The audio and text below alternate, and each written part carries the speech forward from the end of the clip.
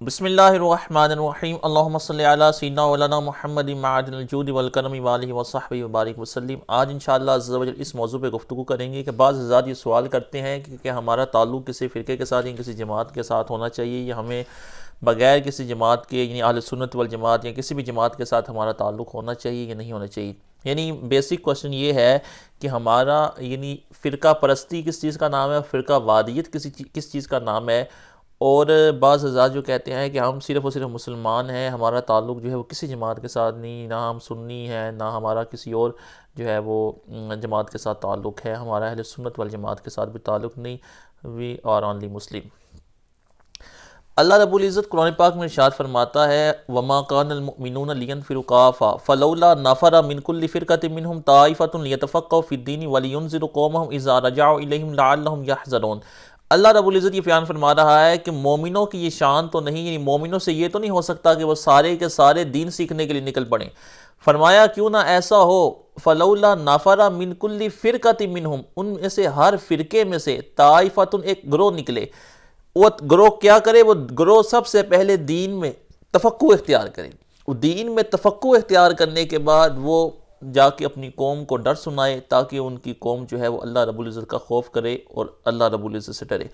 اللہ رب العزت نے یہاں اس چیز کو بیان فرمایا کہ ہر فرقے میں سے گروہ نکلنا ہے۔ امام فخر الدین رازی علیہ رحمہ فرماتے ہیں کہ جو طائفہ ہے اس کا کم از کم اطلاق دو افراد پہ ہوگا، کیونکہ فرقہ یہ کلی قرار پائے گا اور جو طائفہ ہے وہ اس کی جزئی قرار پائے گا۔ یعنی فرقہ وہ بڑی جماعت ہوگی اور اس فرقے میں سے جو ہے وہ ایک طائفہ یعنی گروہ نکلنا ہے۔ تو اللہ رب العزت نے اس آیت میں فرقے سے گروہ نکالنے کی ترغیب دی، اور فرقے سے گروہ نکالنے کے بعد اس کو منصب کیا عطا فرمایا؟ تفقہ فی الدین کا اتنا عالی منصب عطا فرمایا کہ وہ دین میں تفقہ اختیار کریں، اور اس تفقہ فی الدین کے منصب کے بعد ان کو یہ منصب دیا کہ وہ دوسرے لوگوں کی رشد و ہدایت کا سامان کریں، وہ دوسرے لوگوں کو جو ہے وہ ہدایت کا راستہ دکھائیں۔ اب سوال یہ پیدا ہوتا ہے کہ اگر جو ہے وہ کسی فرقے کے ساتھ تعلق ہونا یا کسی فرقے سے نکلنا کسی گروہ کا یہودی گمراہی کا سبب ہے اور وہ خود ہی گمراہ ہے، تو اللہ رب العزت اتنا بڑا منصب ان کو کیوں عطا فرما رہا ہے؟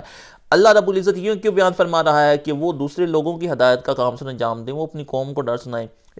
تو جو خود ہی گمراہ ہیں، جو خود ہی جو ہے وہ بھٹک چکے ہیں، ان کو اتنا بڑا منصب نہیں دیا جا سکتا کہ وہ دوسرے لوگوں کی رشد و ہدایت کا سامان کریں۔ دوسرے لوگوں کی رشد و ہدایت کا سامان انہی لوگوں کو دیا جائے گا کہ جو خود راہ راست پر ہوں گے، جو خود ہدایت پر ہوں گے، اللہ رب العزت جن کو ہدایت عطا فرمائے۔ اللہ رب العزت نے یہاں جب فرقے سے نکل کے ان کو تفقہ فی الدین کا اور اس کے بعد جو ہے لوگوں کی کو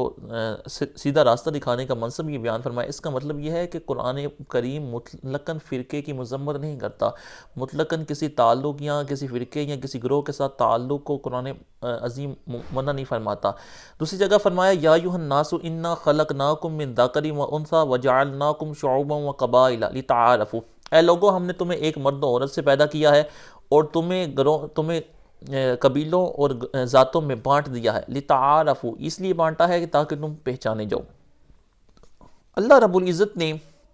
یہاں لوگوں کا مختلف قبیلوں کے ساتھ مختلف ذاتوں کے ساتھ ان کے تعلق کو مذمت نہیں فرمائی، ان کے تعلق کو بلکہ بیان فرمایا کہ یہ ہم نے خود کیا ہے، یعنی تمہیں خود ہی قبیلوں کے اندر، تمہیں خود ہی ذاتوں کے اندر بانٹا ہے۔ تمہارا جو مختلف قبیلوں کے ساتھ تعلق ہے، اللہ کے رسول علیہ السلام کا تعلق قبیلہ قریش کے ساتھ تھا، اللہ کے رسول علیہ السلام نے کبھی بھی جو ہے وہ اس کی مذمت نہیں فرمائی کہ لوگوں کا تعلق مختلف قبیلوں کے ساتھ ہے، مختلف ذاتوں کے ساتھ، بلکہ حضور علیہ السلام نے اپنا قریشی ہونا خود بیان فرمایا، اور قریش کو جو ہے وہ سب سے افضل جو ہے وہ قبیلہ قرار دیا گیا، اور عرب میں جو ہے وہ سب سے افضل اور بڑا گھرانہ جو ہے وہ قبیلہ قریش کا ہی قرار پاتا تھا۔ آج بھی ہمارے معاشرے میں کچھ جو ہیں وہ قبیلے جو ہیں وہ بڑے عالی سمجھی جاتے ہیں، کچھ جو ہیں وہ نچلے درجے پہ سمجھے جاتے ہیں۔ یہ اللہ رب العزت کی تقسیم ہے، اس تقسیم کی اس نے وجہ یہ بیان فرمائی کہ لتعارفوا تاکہ تمہاری پہچان ہو جائے۔ اس کا مطلب یہ ہے کہ لوگوں کا مختلف قبیلوں اور مختلف ذاتوں میں بٹا ہوا ہونا یہ لوگوں کی معرفت کا سبب ہے کہ اس سے لوگ پہچانے جاتے ہیں، یہ لوگوں کی پہچان کرواتا ہے۔ اگر لوگوں کا مختلف ذاتوں میں بٹا ہوا ہونا، مختلف قبیلوں میں بٹا ہونا یہ لوگوں کی معرفت کا سبب ہے، اور اس سے جو ہے وہ تفرقہ پیدا نہیں ہوتا، اس سے اختلاف پیدا نہیں ہوتا، اس سے جو ہے وہ دین کو کوئی نقصان نہیں پہنچتا، تو جب دین کی باری آتی ہے تو اس میں یہ کہا جاتا ہے کہ کسی بھی فرقے کے ساتھ، کسی جماعت کے ساتھ ہمارا تعلق ہونا یہ افتراق و انتشار اور یہ اختلاف کا باعث بنتا ہے، یہ بالکل درست بات نہیں ہے۔ مطلقاً کسی فرقے کے ساتھ تعلق ہونا یہ قرآنی روح سے جو ہے وہ اختلاف و انتشار کا سبب نہیں ہے۔ دوسری جگہ پہ اللہ رب العزت نے قرآن پاک میں فرمایا وَاعْتَصِمُوا بِحَبْلِ اللَّهِ جَمِيعًا وَلَا تَفَرَّقُوا، اللہ کی رسی کو مضبوطی کے ساتھ تھام لو اور وَلَا تَفَرَّقُوا، تفرق کا اختیار نہ کرو۔ اللہ رب العزت نے یہاں مطلقاً جو ہے وہ تفرقے کی مذمت فرمائی، یہاں مطلقاً جو ہے وہ انتشار و افتراق و اختلاف اور تفرقے کو جو ہے وہ اللہ رب العزت نے منع فرما دیا کہ اس تفرقے کو اختیار نہیں کرنا۔ ایک جگہ پہ اس کی ترغیب دلائی، ایک جگہ پہ جو ہے وہ فرقے کو بیان کیا اور اس فرقے کی مذمت نہیں کی، دوسری جگہ پہ بیان فرما دیا کہ ولا تفرقوا، فرقہ میں نہیں پڑھنا۔ تفرقے کا معنی ہے ٹکڑے ٹکڑے ہو جانا، ٹکڑے ٹکڑے ہو جانا۔ تو اس کا مطلب یہ ہے کہ کچھ یہ اللہ رب العزت نہ تو مطلقاً فرقے کی مذمت بیان فرما رہا ہے، نہ ہی مطلقاً فرقوں کی ترغیب دلا رہا ہے، بلکہ کچھ نوعیت کے فرقوں کے اللہ رب العزت ترغیب دے رہا ہے، کچھ نوعیت کی فرقوں کے اللہ رب العزت مذمت فرما رہا ہے۔ جس فرقے کی اور جس تفرقے کی اللہ رب العزت ترغیب دلا رہا ہے، جس تفرقے کو اللہ رب العزت جس تفرقے پہ ابھار رہا ہے، وہ کیا ہے؟ قرآن کریم میں آتا ہے کہ یا ایھا الذین آمنوا لا تتخذوا الذین اتخذوا دینکم ہزوا ولعبا من الذین اوتوا الکتاب من قبلکم والکفار اولیاء، اے ایمان والو جن لوگوں نے اپنے دین کو کھیل تماشا بنا لیا ہے ان لوگوں کے ساتھ کبھی بھی یاری نہیں لگانی، ان لوگوں کے ساتھ کبھی بھی دوستی نہیں کرنی۔ دوسری جگہ فرمایا یا ایھا الذین آمنوا لا تتخذوا بطانة من دونکم لا یألونکم خبالا، اے ایمان والو غیروں کو اپنا رازدار نہ بناؤ، لا یألونکم خبالا ودوا ما عنتم، یہ لوگ تمہیں نقصان پہنچانے میں کوئی کسر نہیں چھوڑیں گے، یہ چاہتے ہیں کہ تمہیں جو ہے تکلیف پہنچے۔ قد بدت البغضاء من افواہہم، ان کا بغض ان کے منہوں سے ظاہر ہو چکا ہے، وما تخفی صدورہم اکبر، اور جو ان کے دلوں میں چھپا ہوا ہے وہ اس سے بھی بڑا ہے۔ قد بینا لکم الآیات ان کنتم تعقلون، اللہ تعالیٰ اپنی نشانیاں کھول کے تمہیں بیان فرماتا ہے اگر تم عقل رکھتے ہو۔ ہاں تم اولئک تحبونہم ولا یحبونکم کلی، تم سارے ان سے محبت کرتے ہو، یہ تم سے قطعاً بھی محبت نہیں کرتے۔ وَإِذَا لَقُوكُمْ قَالُوا آمَنَّا، اور جب یہ تم سے ملتے ہیں کہتے ہیں ہم ایمان لائے، ہم ایمان والے ہیں۔ وَإِذَا خَلَوْا عَضُّوا عَلَيْكُمُ الْأَنَامِلَ مِنَ الْغَيْظِ، اور جب جو ہے وہ اکیلے ہوتے ہیں تو تم پر غصے سے جو ہے وہ اپنی انگلیاں چباتے ہیں۔ اللہ رب العزت نے یہاں ان لوگوں کے ساتھ تفرقے کی ترغیب دلائی ہے جنہوں نے دین کو کھیل تماشا بنا لیا ہے، جو ہیں وہ غیروں کے اشاروں پہ چلنے والے ہیں اور جو دین کو نقصان پہنچانے والے ہیں، چاہے وہ کفار ہوں، چاہے یہود و نصارہ ہوں، چاہے بد مذہب ہوں، جنہوں نے بھی دین کو کھیل تماشا بنا لیا ہے اور جو معاذ اللہ اور اس کے رسول صلی اللہ علیہ وسلم کی شان میں گستاخیاں کرنے والے ہیں اور دین کو جو ہے وہ بدنام کرنے والے ہیں، انہوں نے دین کو جو ہے وہ نقصان پہنچایا ہے، ان کے ساتھ اللہ رب العزت نے تفرقے کی دعوت دی ہے کہ اگر ایسوں کو دوست بناؤ گے تو کیا بیان فرمایا، پھر تمہارا جو ہے وہ دین کے ساتھ تعلق جو ہے وہ مکمل نہیں ہے۔ اللہ رب العزت بیان فرماتا ہے یا ایھا الذین آمنوا لا تتخذوا اليہود والنصارى اولیاء، اے ایمان والو یہود و نصارہ کو اپنا یار نہ بناؤ، ان کو اپنا دوست نہ بناؤ، بعضهم اولیاء بعض، یہ ایک دوسرے کے دوست ہیں۔ ومن یتولہم منکم فانہم منہم، اور جو ان سے قلبی محبت رکھے وہ انہی میں سے ہے، یعنی جو ان کے ساتھ تعلق رکھے، جو ان کے ساتھ قلبی محبت رکھے وہ انہی میں سے ہے۔ یہود و نصارہ کے ساتھ قلبی تعلق رکھنے کو، ان کے ساتھ دلی محبت رکھنے کو اللہ رب العزت نے حرام بیان فرمایا، حرام قرار دیا۔ اگر قرآن کریم مطلقاً جو ہے وہ جوڑنے کی بات کرتا ہے اور ہر قسم کے جوڑ کی دعوت دیتا ہے، کسی بھی قسم کے توڑ کو منع فرماتا ہے، تو اللہ رب العزت کو تو پھر یہ بیان فرمانا چاہیے نا، اے ایمان والو یہود و نصارہ کو اپنا دوست بناؤ تاکہ وہ تمہارے دین کے قریب آ جائیں، تاکہ وہ تم سے محبت کرنے لگیں، تاکہ وہ جو ہے وہ دین جو ہے وہ پھلے پھولے، اور دین جب ان کو اپنا دوست بناؤ گے تو اس سے دین کو فائدہ پہنچے گا۔ یا اے ایمان والو کفار کو بھی اپنا دوست بناؤ۔ اللہ رب العزت نے وہاں جو ہے وہ تفرقے کی دعوت دے دی کہ ان کو اپنا دوست نہیں بنانا، غیروں کو اپنا رازدار نہیں بنانا، جنہوں نے دین کو کھیل تماشا بنایا ہے ان کو اپنا دوست نہیں بنانا۔ اس کا مطلب یہ ہے کہ اللہ رب العزت نے ہر قسم کے تفرقے کو نہ تو منع فرمایا ہے اور نہ ہی ہر قسم کے تفرقے کی ترغیب دلائی ہے۔ قرآن کریم میں جو آتا ہے کہ ولا تفرقو، اور تفرقہ اختیار نہ کرو، اس تفرقے کی نوعیت کیا ہے؟ اگر تو آپ اس کی نوعیت یہ قرار دیں کہ ہر قسم کا، کسی بھی قسم کا تفرقہ اختیار نہ کرو، نہ کسی مسلمان کے ساتھ تفرقہ، نہ کسی یہودی کے ساتھ، نہ نصرانی کے ساتھ، نہ بد مذہب کے ساتھ، نہ کافر کے ساتھ، کسی بھی دین والے کے ساتھ تمہارا تفرقہ نہیں ہونا چاہیے، اختلاف نہیں ہونا چاہیے، اس کے ساتھ جو ہے اس سے دوری اختیار نہیں کرنی چاہیے۔ تو یہ تو قرآن پاک کی دوسری آیات کے منافی ہے۔ دوسری آیات میں اللہ رب العزت نے منع فرما دیا اور حرام قرار دیا کہ ایسے لوگوں جنہوں نے دین کو کھیل تماشا بنایا ہے، تم ان کے ساتھ یاریاں لگاؤ اور تم ان کے ساتھ جو ہے وہ ملو بیٹھو، تم ان کے ساتھ جو ہے وہ اپنے معاملات کرو۔ اس کو اللہ رب العزت نے جو ہے منع بیان فرما دیا۔ جس تفرقے کے اللہ رب العزت نے ممانعت فرمائی، اس کی نوعیت یہ ہے کہ اللہ رب العزت اس دین متین میں مومنوں کو اس بات کی ترغیب لا رہا ہے کہ آپس میں تفرقہ اختیار نہ کرو، چھوٹی چھوٹی باتوں پر، چھوٹے چھوٹے اختلافات پر، چاہے وہ تمہارے دنیاوی معاملات میں ہوں، چاہے تمہارے گھریلو جھگڑے ہوں، چاہے وہ تمہاری فیملی کے، تمہارے خاندان کی لڑائیاں ہوں، چھوٹی چھوٹی باتوں پر ایک دوسرے کے ساتھ دوری اختیار نہ کرو۔ اور اگر دینی معاملہ ہے تو اس میں بھی فروعی مسائل پہ جو ہے وہ جھگڑو مت، اور فروعی مسائل پہ جو ہے وہ ایک دوسرے کے ساتھ تفرقہ اختیار نہ کرو کہ اس نے جو ہے وہ اس طریقے کے ساتھ جو ہے وہ نماز پڑھی ہے تو میں اس طریقے کے ساتھ نماز پڑھتا ہوں تو میرا تو اس کے ساتھ تعلق نہیں ہے۔ تو یہ چھوٹی چھوٹی جو باتیں ہیں، یہ چھوٹے چھوٹے مسائل ہیں، ان پہ اللہ رب العزت نے اسی تفرقے کو جو دین کی اصولیات میں سے نہیں ہے، یعنی دین کے ان مین عقائد میں سے نہیں ہے، جو فروعی مسائل ہیں یا چاہے دنیاوی اختلافات ہیں یا چھوٹے چھوٹے مذہبی اختلافات ہیں، ان کے بارے میں اللہ رب العزت نے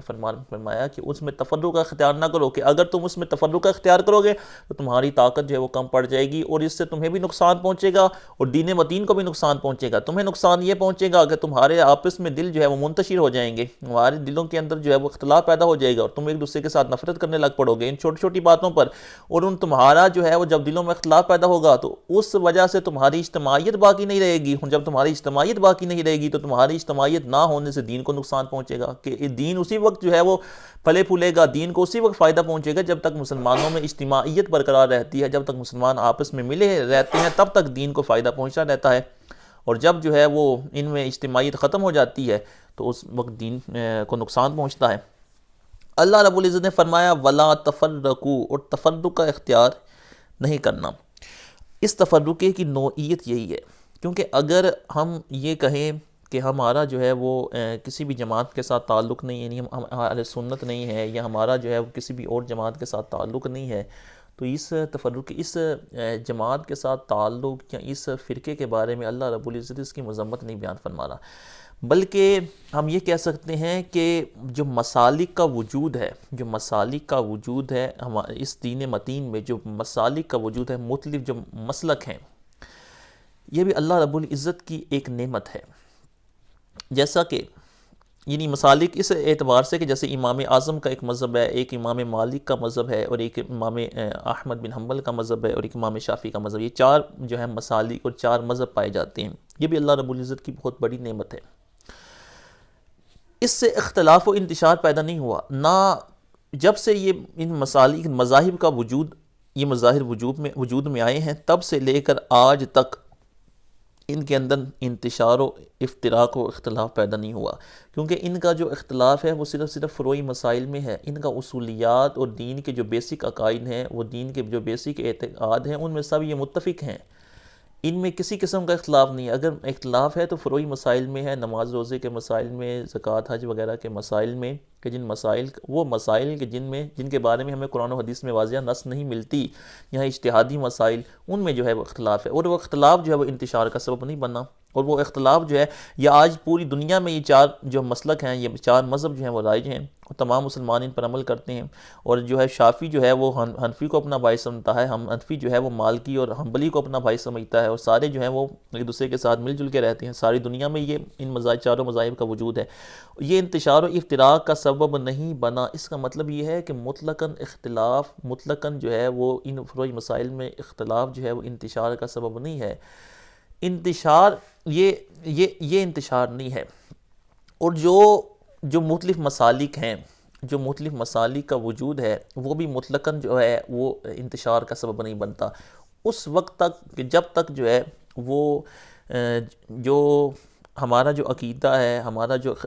دوسرے کے ساتھ جو تعلق ہے وہ اس لحاظ سے ہو کہ صرف اور صرف فروعی مسائل میں اختلاف ہو، اصولی اعتقاد میں جو ہے وہ اعتقادیات کا اختلاف نہ ہو۔ اگر اعتقاد کا اور اصولی مسائل کا اختلاف آ جائے تو پھر وہ جو ہے وہ ایک جنگ کی صورت اختیار کر لیتا ہے، جیسا کہ بعض لوگوں نے اللہ کے رسول صلی اللہ علیہ وسلم کی شان اقدس میں ایک صدی پہلے اپنی کتابوں میں معاذ اللہ گستاخانہ الفاظ لکھے، اور سیدی اعلیٰ حضرت رضی اللہ تعالیٰ عنہ نے ان کی پکڑ فرمائی، ان پہ جو ہے وہ فتوی کفر جاری فرمایا، ان کو پہلے توبہ طائب کی طرف بلایا، لیکن اس کے بعد جو ہے ان پر فتوی کفر جاری فرمایا جب وہ اس طرف نہیں آئے۔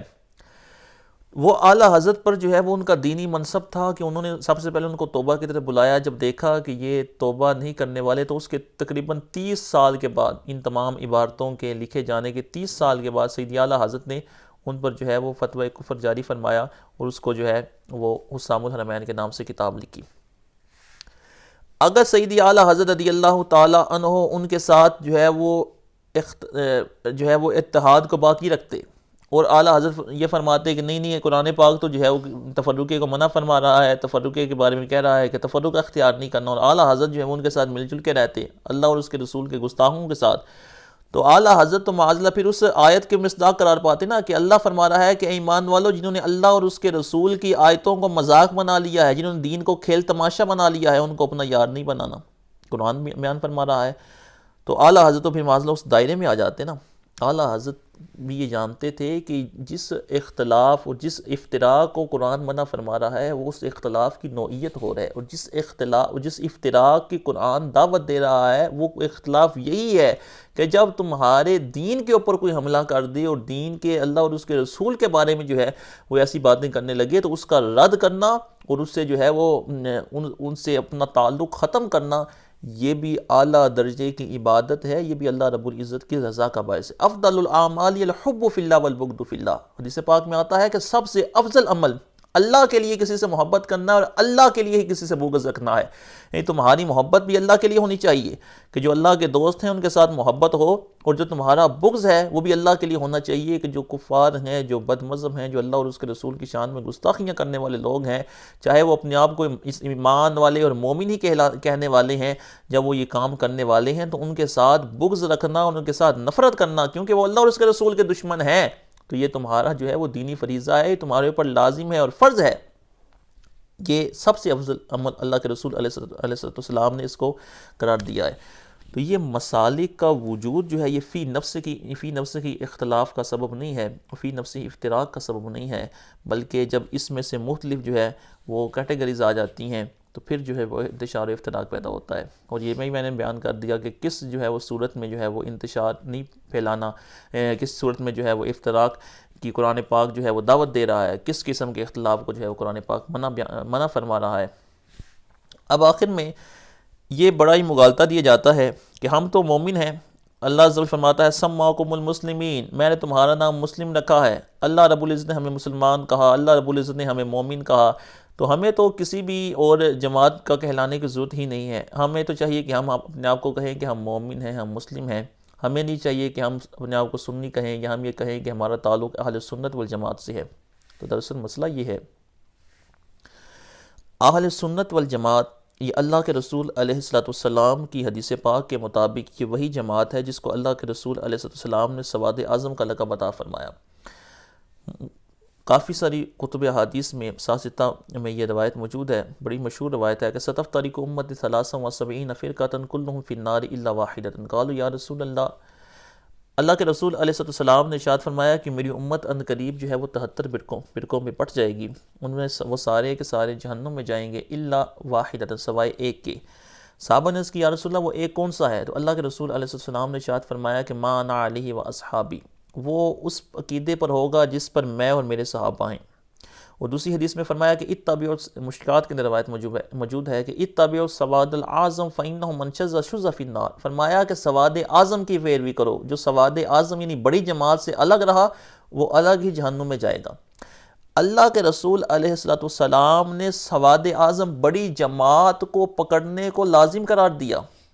اور اللہ کے رسول علیہ السلام نے اپنی اس کی مذمت نہیں بیان فرمائی کہ جو بڑی جماعت والے ہیں وہ سارے ہی گمراہ ہوں گے، یعنی چاہے وہ بڑی جماعت کے ساتھ اس کا تعلق ہو، چاہے چھوٹی جماعت کے ساتھ ہو۔ اور جو فرقوں والی حدیث بیان فرمائی، اس میں بھی یہ بیان فرمایا کہ 73 فرقے بنیں گے، ان 73 فرقوں میں سے جو ہے وہ 72 جہنمی ہوں گے اور ایک جو ہے وہ جنتی ہوگا۔ اگر جو ہے وہ فرقے میں بٹا ہوا ہونا وہ مطلقاً ہی جو ہے وہ گمراہی کا سبب ہوتا اور مطلقاً جو ہے وہ اس پر اللہ رب العزت کی ناراضگی ہوتی، تو اللہ کے رسول علیہ السلام کبھی بھی ایک فرقے کے جو ہے وہ جنت کی دعوت نہ دیتے، یہ نہ بیان فرماتے کہ وہ ایک جو ہے جنتی ہوگا، کیونکہ اگر فرقے میں بٹا ہوا ہونا یہ گمراہی کا سبب ہے تو گمراہ شخص تو جو ہے وہ اس لحاظ سے وہ جنتی نہیں ہو سکتا، یعنی اس لحاظ سے کہ وہ خود ہی فرقے میں بٹا ہوا ہے، اس کا تعلق ہی ایک جماعت کے ساتھ ہے، ایک فرقے کے ساتھ ہے، تو وہ کیسے جنتی ہوگا، وہ کیسے اہل الجنہ میں سے ہوگا، وہ بھی جو ہے اس کو بھی جہنم میں جانا چاہیے۔ اللہ کے رسول صلی اللہ علیہ وسلم پھر مذمت بیان فرماتے کہ وہ سب سے پہلے جو 73 جو فرقوں میں بٹے ہوئے ہوں گے، ان کو فرقوں کو چھوڑ کے جو ہے وہ جب وہ سیدھے راستے پہ آئیں گے اور کوئی اور ایسا راستہ اختیار کریں گے جو اپنے آپ کو مسلمان کہیں یا مومن کہیں، پھر اس راستے پہ چلیں تو وہ پھر جنت کی طرف راہ لیں گے۔ اللہ کے رسول علیہ السلام نے بیان فرمایا کہ 72 جو ہیں وہ جہنمی ہوں گے، ایک جنتی ہوگا۔ اس پر ویسے تو علماء کرام کا، محدثین کا بہت کلام ہے کہ اس حدیث پاک کا معنی کیا ہے، لیکن میں اس کے حوالے سے چند نکات آپ کو عرض کرتا ہوں۔ اللہ کے رسول علیہ السلام نے اپنی ہی امت کے بارے میں بیان فرمایا کہ اسی امت میں جو ہے وہ 73 فرقوں کا وجود ہوگا۔ اسی امت میں 73 فرقوں کے وجود کو بیان فرما کے وہ یہ بھی بیان فرما دیا کہ جو 72 ہیں وہ جہنم میں جائیں گے، وہ اس لحاظ سے کہ ان کا جہنم میں جانا وہ خلود فی النار کا سبب نہیں ہوگا، کہ وہ جہنم میں ہمیشہ نہیں رہیں گے۔ وہ جہنم میں اپنے گمراہ عقائد کی وجہ سے، اگر ان کے عقیدے جو ہے وہ برے ہوں گے، لیکن اس لحاظ سے کہ وہ حد کفر کو ان کے عقیدے نہیں پہنچے ہوں گے، تو وہ اس لحاظ سے کہ وہ گمراہ تو ضرور ہیں، وہ اتنے وقت کے لیے جہنم میں تو جائیں گے کہ ان کے عقیدوں میں فساد موجود ہے، لیکن بالآخر جو ہے وہ ہے اللہ کے رسول علیہ السلام کی امت، ان کو جو ہے وہ جہنم سے نکال لیا جائے گا اور جنت میں داخل کیا جائے گا۔ اللہ کے رسول علیہ السلام نے یہاں خلود فی النار کو نہیں بیان فرمایا بلکہ دخول فی النار کو بیان فرمایا کہ ان کا جہنم میں داخل ہونا یہ یقینی ہے، لیکن ان کا جہنم میں ہمیشہ رہنا یہ یقینی نہیں ہے، کیونکہ اللہ کے رسول نے فرمایا کہ میری امت میں سے ہوں گے۔ اس کا مطلب ہے کہ وہ حضور علیہ السلام کی امتی ہوں گے، کلمہ پڑھنے والے ہوں گے، لیکن ان کے عقائد میں فساد ہوگا، وہ گمراہ ہوں گے۔ اگر تو وہ گمراہی ان کی اس لحاظ سے ہوگی کہ وہ حد کفر کو نہیں پہنچی ہوئی، پھر تو اللہ رب العزت ان کو جنت میں داخل فرما دے گا اور وہ جو ہے ان کے گناہوں کی جو سزا ہوگی ان کو ملے گی، اور ان کی گمراہی حد کفر کو پہنچی ہوگی پھر ان کے لیے خلود فی النار ہے، پھر وہ حضور علیہ السلام کی امت میں ہی نہیں ہے، کیونکہ جس کا عقیدہ حد کفر کو پہنچ جائے وہ حضور کا امتی نہیں ہے، وہ تو دار اسلام سے خارج ہو جاتا ہے، وہ تو مرتد ہو جاتا ہے، پھر حضور علیہ السلام جو ہے اس کو اپنی امت بیان فرمانے والے نہیں ہیں۔ یہ حدیث پاک ہے جس کے اوپر جو ہے وہ بہت زیادہ کہا جاتا ہے، تو اللہ کے رسول صلی اللہ تعالیٰ علیہ وآلہ وسلم نے اپنی کسی احادیث کے اندر جو ہے وہ ان چیزوں کی مذمت بیان نہیں فرمائی۔ اہل سنت والجماعت جو ہے وہ 14 صدیوں سے اہل سنت والجماعت جو ہے وہ آج تک علماء، محدثین، مفسرین اس کے بارے میں لکھتے آئے ہیں اور اس کو بیان فرماتے آئے ہیں کہ ہمارا عقیدہ وہی ہے کہ جو اہل سنت والجماعت کا عقیدہ ہے۔ جب دین اسلام میں اللہ کے رسول علیہ السلام کے وصال ظاہری کے بعد، صحابہ کے بعد، اب سوال یہ پیدا ہوتا ہے کہ صحابہ کرام کا تعلق جو ہے وہ کسی فرقے کے ساتھ کیوں نہیں تھا؟ صحابہ نے اپنے آپ کو سنی کیوں نہیں کہا؟ صحابہ نے کیوں نہیں کہا کہ ہم جو ہیں وہ ہم بھی سنی اہل سنت والجماعت ہیں؟ اور یہ انہوں نے کیوں نہیں کہا؟ ہم کیوں اپنے آپ کو سنی کہتے ہیں؟ اس کی وجہ یہ تھی کہ اللہ کے رسول علیہ السلام کے دور مبارک کے اندر فرقوں کا وجود ہی ممکن نہیں تھا، کیونکہ صحابہ کرام جو ہیں ان کا دور جو ہے وہ بڑی عافیت کا دور ہے، کیونکہ ان کے لیے اللہ کے رسول علیہ السلام کی ذات پاک موجود تھی۔ وہاں تو کوئی فتنہ اٹھنے کا سوال ہی پیدا نہیں ہوتا نا، جیسے ہی کوئی فتنہ اٹھتا تھا،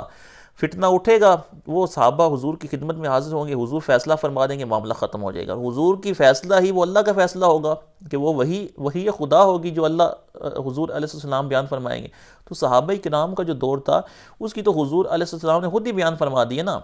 کہ میرا جو دور ہے وہ سب سے بہترین ہے، اور اس کے بعد ثم الذین یلونہم ثم الذین خیر قرنی قرنی ثم الذین یلونہم ثم الذین یلونہم، کہ بہترین دور میرا دور ہے، پھر جو اس کے ساتھ ملا ہوا ہے، پھر جو اس کے ساتھ ملا ہوا ہے۔ یعنی حضور علیہ السلام نے اپنی دور کی جو ہے اس کی خیر و عافیت کو بیان فرما دیا، کیونکہ حضور کی ذات موجود ہے، وہاں جو ہے وہ سوال ہی نہیں پیدا ہوتا کہ کوئی کسی قسم کا افتراق و انتشار پیدا ہو، کیونکہ اللہ کے رسول علیہ السلام کی ذات پاک موجود ہے۔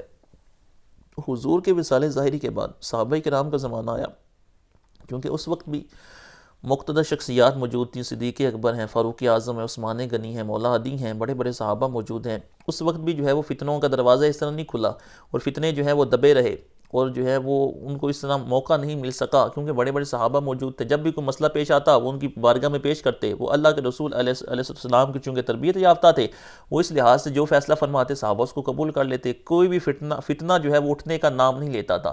لیکن جب صحابہ کا زمانہ گزرتا گیا اور جب حضرت عثمان غنی رضی اللہ تعالیٰ عنہ کی شہادت ہوئی، اس کے بعد جیسے ہی کافی سارے صحابہ کرام جو ہیں وہ جب ان کا وصال ظاہری ہو گیا تو ایک فتنوں کا دروازہ اس کے بعد کھل گیا، اور ایسا کھلا کہ آج تک وہ امت میں فتنوں کا دروازہ ابھی تک بند نہیں ہو سکا۔ یعنی ہر گزرنے والا وقت جو ہے وہ نئے نئے فتنوں کو جنم دے رہا ہے، اور ہر گزرنے والا وقت جو ہے وہ اس میں فتنے بڑھتے ہی چلے جا رہے ہیں۔ تو اس وقت چونکہ جب جیسے ہی زمانہ گزرنا تھا، لوگوں کے پاس چونکہ ایسی کوئی مقتدر شخصیت نہیں ہوگی، کیونکہ حضور کی ذات بھی، حضور علیہ السلام بھی جو ہے وہ اپنے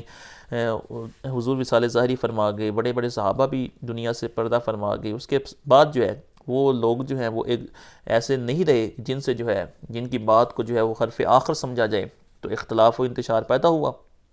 وہ اختلاف و انتشار آج تک چل رہا ہے۔ اسی جو ہے وہ اختلاف کی وجہ سے جو ہے وہ چاروں مذاہب جو ہیں وہ وجود میں آئے۔ اس کے بعد یہی وجہ ہے کہ صحابہ کرام کے دور میں یہ چار مذاہب وجود میں نہیں آئے۔ چار مذاہب کے وجود میں نہ آنے کا سبب بھی وہ رسول اللہ کی ذات کیونکہ موجود ہے، صحابہ کو ضرورت نہیں ہے کسی بھی مسئلے میں جو ہے وہ حضور کی بارگاہ میں حاضر ہوتے ہیں، مسئلہ حل ہو جاتا ہے۔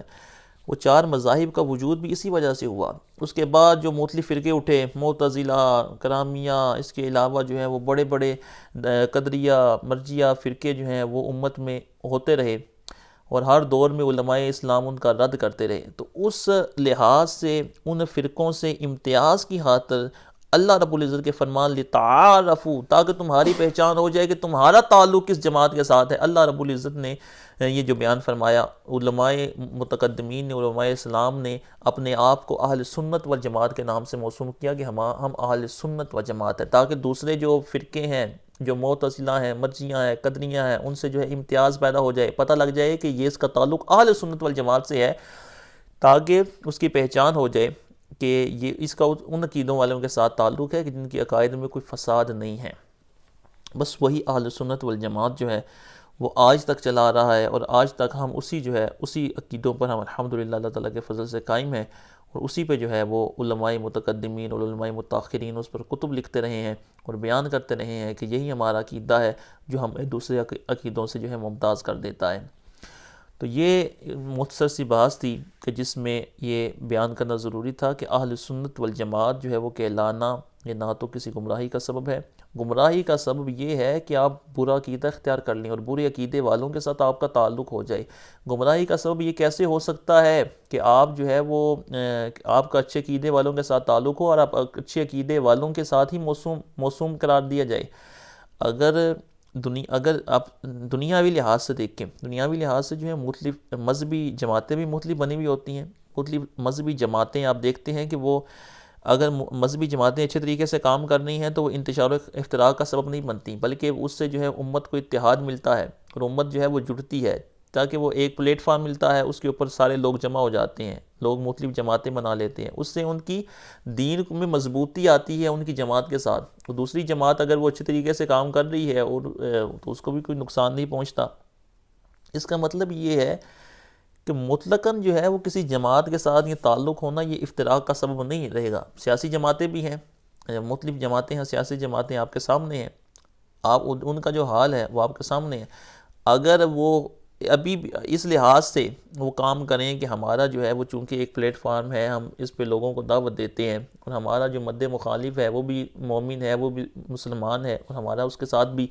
جو ہے وہ اچھا تعلق ہونا چاہیے، تو اس لحاظ سے اگر وہ کام کرے تو ان کے اندر بھی انتشار و افتراق پیدا نہیں ہوگا۔ یعنی وہ بھی یہ سمجھتے ہیں کہ ہمارا صرف اور صرف اس جماعت کے ساتھ موسوم ہو جانا یہ ہمیں جو ہے وہ تقویت دینے والا ہے، ہمیں جو ہے وہ یہ برا راستہ نہیں ہے۔